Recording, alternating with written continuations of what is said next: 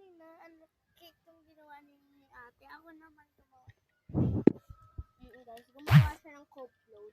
So, mamaya, di namin kasi na-video kagad.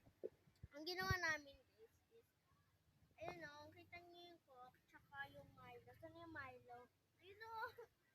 Eto, Milo, tsaka itong coke na yan, tsaka yelo. Tapos, pwede nyo naman siyang lagyan ng ice cream. Kung gusto nyo, kami ayaw ko eh.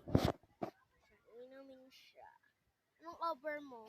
Kung mapapanood mo to, siya, gawin mo na to.